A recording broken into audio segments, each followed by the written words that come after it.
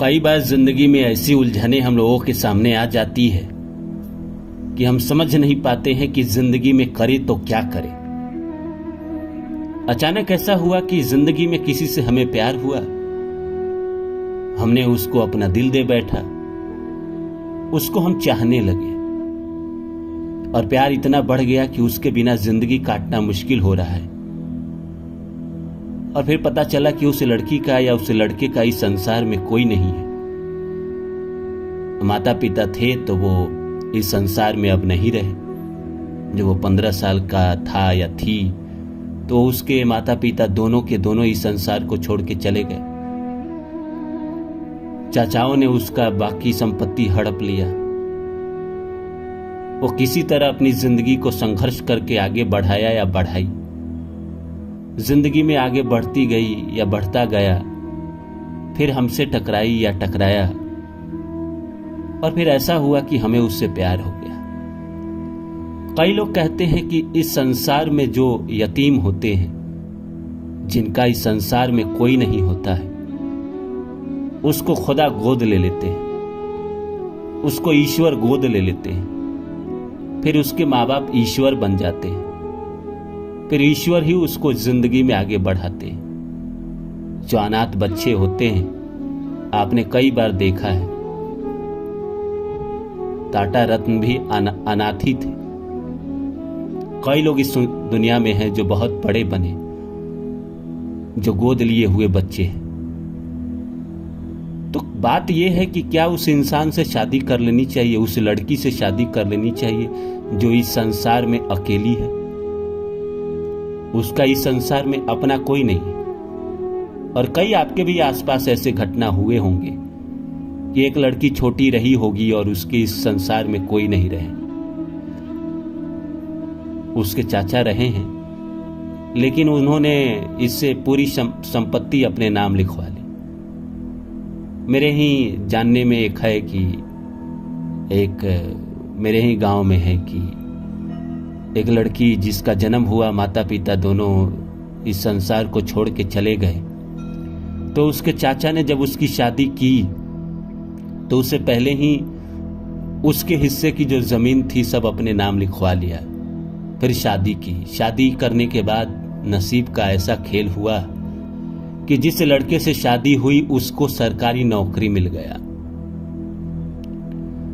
3 बेटी और 1 बेटा हुए और सबकी किस्मत बहुत अच्छी रही, बहुत बेहतरीन। और भगवान ने उसके जीवन को इस कदर ऊंचा उठाया कि दुनिया देखते रह गई। और जिन्होंने उसकी शादी की थी, देखिए पुण्य कर्म तो ये भी है, शादी करना भी तो पुण्य कर्म ही है ना। देखिए इस दुनिया में सबसे बड़ा पुण्य कर्म तो यही है, लोगों की मदद करना, लोगों की हेल्प करना। इस दुनिया में आपने देखा होगा कि कई लोग ऐसे होते हैं, कई संस्थाएं ऐसी होती है जो अनाथ लोगों की शादियां कराती है, किसी न किसी से कराती है। लेकिन अनाथ लोग अगर आपको टकरा गए और देखने में अच्छे हैं, बातचीत में अच्छे हैं, तो आपको क्या उससे शादी करने में हिचक होना चाहिए? कई चीज है। देखिए एक तो आपका फैमिली बहुत बड़ा मैटर करता है। अगर मान के चलिए लड़की अनाथ है तो आपका फैमिली, अगर आपने डिसीजन लिया है तो फैमिली थोड़ा विरोध करेगी। लेकिन अगर आप पैसे वाले हैं, आपके जेब में पैसे हैं, इतने पैसे हैं कि आपके परिवार वाले आपके पैसे के ऊपर सवाल नहीं करते हैं, आप नकारा नहीं है, आप कामकाजी इंसान है, आप महीने में 2 लाख 4 लाख 5 लाख कमाते हैं, तो आपके परिवार वाले को कोई ऑब्जेक्शन नहीं होगा। वो आसानी से आपकी शादी उस लड़की से करा देगा जिससे आप प्यार करते हैं। लेकिन अगर आप नकारा हैं, काम नहीं कर रहे हैं, आपके पास पैसे नहीं है, तो बहुत समस्या है। क्योंकि अगर आप उस लड़की से शादी करेंगे तो शादी के सारे खर्चे आप ही को उठाना पड़ेगा। अगर कोर्ट मैरिज कर रहे हैं तो ठीक है, लेकिन कोर्ट मैरिज को उतना ज़्यादा हमारे देश में अभी भी तवज्जो नहीं दिया जाता है, क्योंकि माना जाता है कि शादियाँ तो ऊपर वाले की मर्जी से होती है। विधि विधान के साथ शादी हो तो जिंदगी बहुत बेहतरीन होती है, बहुत आगे जाती है।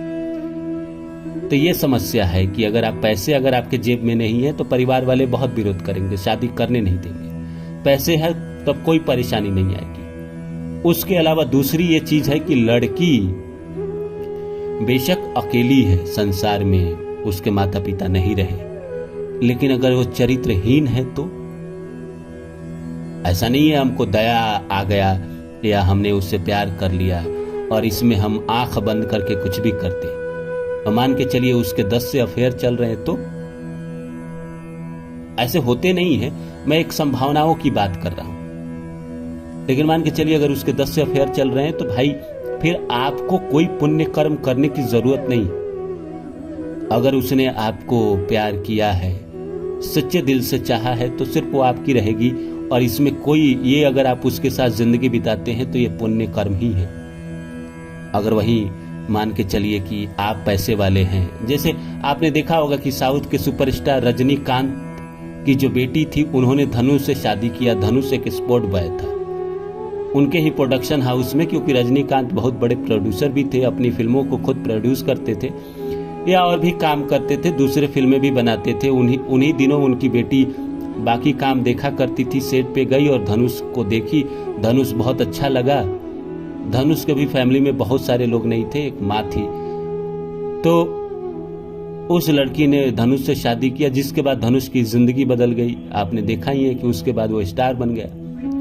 हिंदी में भी 2 फिल्में आई थी, आपने देखा ही, अभी अतरंगी रे आई थी, उसके पहले रांझना आई थी।